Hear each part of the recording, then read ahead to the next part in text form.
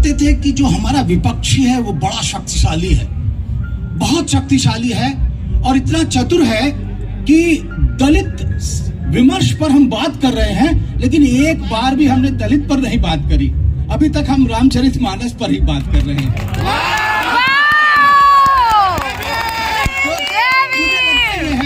मुझे लगता है कि आजकल हमारे प्रधानमंत्री जी भी कहते हैं कि गिलास कोई आधा खाली कहता है, कोई आधा भरा कहता है, लेकिन कोई ये कहता है कि गिलास जो आधा खाली है वो हवा से भरा है। तो हमारे यहाँ जो है एकम सद विपरा बहुधा वदंती, तो ये जो लॉजिकल कंस्ट्रक्शन है, अगर उसको विमर्श में देखें तो मैं अपनी बात शुरू करना चाहूंगा। बाबा साहब ने कहा, when they wanted a Veda, they called for a Vedivyas who was not a caste Hindu. When they wanted a epic, they called for Valmiki, who was untouchable. And when they wanted a constitution, they called for me.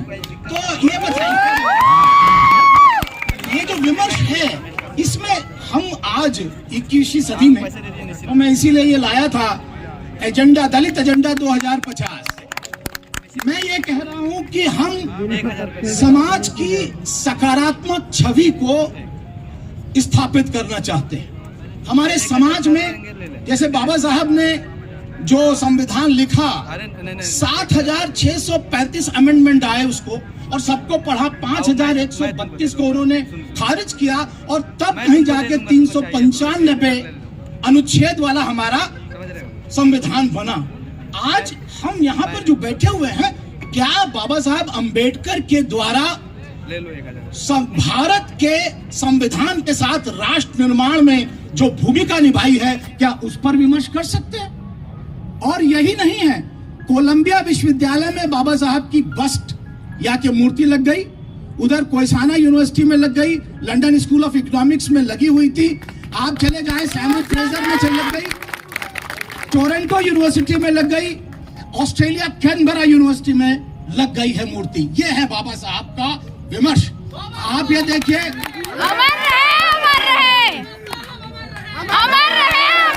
जो साहित्य, दलित साहित्य की हम बात कर रहे हैं, और हमारे माननीय करदम साहब बैठे हैं, मैं ज्यादा नहीं बोलूंगा, लेकिन आज कम से कम जो आत्मकथाएं हैं वो भारतीय समाज का सच निकल रही, बोल रही हैं, और वो विभिन्न भाषाओं में, जैसे ओम प्रकाश वाल्मीकि जी की जूठन 7 भाषाओं में वो जो है ट्रांसलेट हो चुकी है, और उसको पढ़ा रहे हैं। ये हमारा विमर्श। बाबा साहब अंबेडकर के साथ साथ साहू, फूले, माता सावित्रीबाई फूले, कम से कम 50 ऐसे बहुजन नायक हैं जिन पर हम मंत्रणा करना चाहते हैं, जिन पर हम बहस करना चाहते हैं, और वो सब के सब रविदास की धारा से कहे, रविदास कला से चमारा, जो हम सहरी सोमीत हमारा ही नहीं कह रहे थे। ऐसा चाहूं राज में जहां मिले सबन को अन्न, छोट बड़े सब सम बसे, रैदास रहे प्रसन्न। ये हमारा फलसफा है, इक्वालिटी, लिबर्टी और फ्रैटर्निटी। बाबा साहब ने कहा, I have not taken it from French revolution, हमने फ्रांसीसी क्रांति से नहीं लिया है। जो समता, स्वतंत्रता, बंधुत्व है, I have taken it from my master the Buddha. ये है हमारा फलसफा। इसलिए हमें लगता है आज जब ये मंच आपने सजाया है, और आज तक को मैं साधुवाद देना चाहूंगा, धन्यवाद देना चाहूंगा कि आपने हमको स्पेस दिया, और वो भी एक ऐतिहासिक जगह पर, स्थल पर बाबा साहब के। तो मुझे लगता है कि एक सौहार्द वातावरण में गिव एंड टेक है। नॉलेज कैनॉट ग्रो यूनिलियरली, आप एक समानता नहीं, हमेशा से भारतवर्ष में मीमांसाएं लिखी गई, और 64 स्कूल्स ऑफ फिलॉसफी हैं, 64, एकवाद, अनेकवाद, उपेक्षवाद, सापेक्षवाद, और यहाँ तक कि व्याकरण को भी जो है माना गया। तो इसलिए बाबा साहब ने कहा, जब राष्ट्र निर्माण हम काम करेंगे तो हमें विस्मृति का भी काम करना पड़ेगा। Forgetfulness is one of the very important characteristics of nation building. अगर हम नहीं भूलेंगे कि आप वर्चस्ववादी हैं, आप बड़े हैं और हम निम्न हैं, तो ये राष्ट्र नहीं बन सकता मेरे भाई। आइए, लेट्स कम टुगेदर, कंट्रीब्यूट। आप जब, जिसे कहना चाहिए, सिराज अहमद खान जब विकेट ले रहा था तो वो भारत के लिए ले रहा था, और जब बाबा साहब अंबेडकर संविधान लिख रहे थे तो भारत वर्ष के लिए और जब आज जिसे कहना चाहिए हम 21वीं सदी में पदार्पण कर रहे हैं, तो एक बड़ी लंबी फहरिस्त है। अरे वो क्या गाना है जिसको मोहम्मद रफी गा रहे हैं और लिख रहे हैं मजरू सुल्तानपुरी, और उसको लयबद्ध कर रहे हैं, वो भी मुस्लिम हैं। ध्रुपद गायकी शुरू हो रही है तो संस्कृत श्लोकों से शुरू हो रही है। तो ये भारतवर्ष की जो अपनी मतलब एक तरह से एक अनूठा प्रयास है। मुझे लगता है आज 21वीं शताब्दी में हमारे देख रहे हैं सरकारें कोई भी आए कोई भी चली जाए। और एक चीज और, आपने सर आरक्षण की बात करी, यकीनन जो गरीब है, जिनसे छुआछूत होती है, सामाजिक तौर पर जिनके साथ भेदभाव किया जाता है, उन्हें समानता दिलाना यही इस देश का कर्तव्य होना चाहिए। और जो ताकतवर लोग हैं उनको ये काम करना भी चाहिए। लेकिन सदियों से ये बात होती हुई चली आई, उसके बावजूद भी फिर हम आकर उसी विमर्श पर यहाँ पर खड़े हो जाते हैं। इसको दूर कैसे किया जाए? चित्रा जी, आपने कहा शुरुआत में कि ये जातिवाद, मैं बस आपको सर की फ्लाइट है 9 बजे, क्योंकि हम कार्यक्रम में थोड़ी देर हो गए। मैं ये एक प्रश्न किया था कि ये जातिवाद जो है वो कैसे बटेगा या हटेगा, खत्म कैसे होगा। तो चित्रा जी है, क्योंकि प्रोफेसर होने के नाते बड़ा मेरा दुविधा ये रहती है कि let's define what actually casteism is. जातिवाद है क्या? अगर इसको हम परिभाषित करें पहले, तो फिर उसको मिटाने की मुहिम हम चला सकते हैं। जहां तक एक समाजशास्त्री होने के नाते मेरा अध्ययन है, तो जातिवाद एक प्रक्रिया है जिसमें सत्ता में आसीन लोग, संसाधन में आसीन लोग, शिक्षा में आसीन लोग एन केन प्रकारेण उन व्यक्तियों को दीगर रखते हैं जिनके पास ये सब नहीं है। वो है जातिवाद। लेकिन हो क्या रहा है कि जब समाज में वंचित समाज के लोग अर्थव्यवस्था से यहां तक कि शिक्षा से, संसाधन से जो वंचित लोग हैं, जब वो इकट्ठा होते हैं और एक सामाजिक या राजनीतिक दल बनाते हैं, तो उसको हम लोग जातिवाद कहते हैं। वो मेरे लिए that is not casteism, that is caste assertion.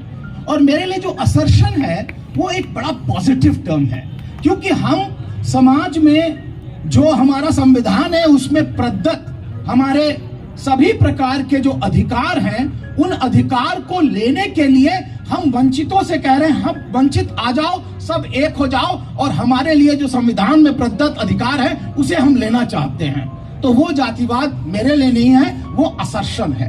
अब मैं आता हूं कि ये जातिवाद हटेगा कैसे। तो अब तो 75 साल हो गए, हम लोग तो अमृतकाल बना रहे हैं अपनी उसका। तो आप देखिए, समाज में 7 सत्ता की संस्थाएं होती है। ज्यादातर अगर आप देखेंगे हर समाज में 7 सत्ता की संस्थाएं होती हैं। हम judiciary, polity, bureaucracy, university, industry, civil society, और एक है आजकल मीडिया। आप ये देखिए कि इन 7 संस्थाओं, समाज में 7 सत्ता की संस्थाएं होती हैं। हम judiciary, polity, bureaucracy, university, industry, civil society, और एक है आजकल मीडिया। आप ये देखिए कि इन 7 संस्थाओं के अंदर, इन 7 संस्थाओं के अंदर समाज में जो लोग ज्यादा संख्या में हैं, वो वहां पर बिल्कुल नदारत है, बिल्कुल नदारत है। वो लोग they are not represented of.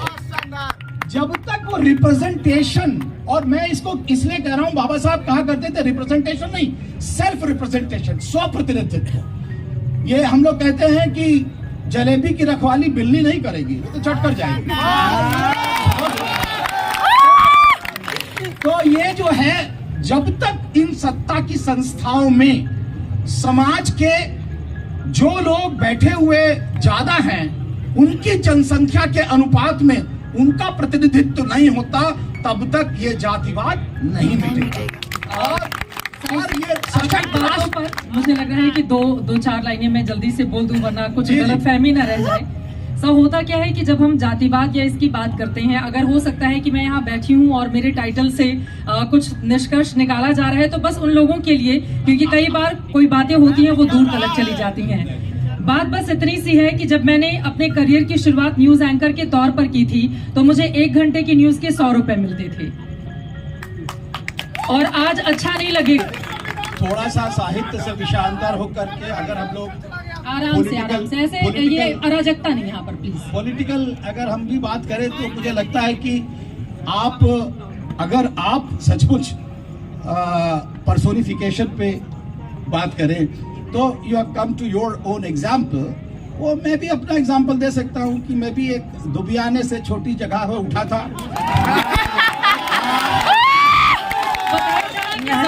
आप इस बड़े कुर्सी पर बैठे हुए हैं, आप अगर नहीं बताएंगे कि आप किस कमजोर हिस्से से आए और आप यहाँ तक पहुँचे, आप कैसे मिसाल कायम करेंगे? नहीं, हमारी तो अस्मिता आपके टेलीविजन पर नीचे लिख के आती है दलित चिंतक।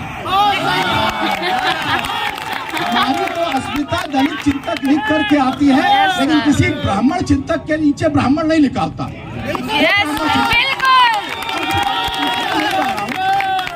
लिख देंगे ब्राह्मण चिंतक, हम थोड़ी ना भेदभाव करते हैं। नहीं, लेकिन मैं नहीं कह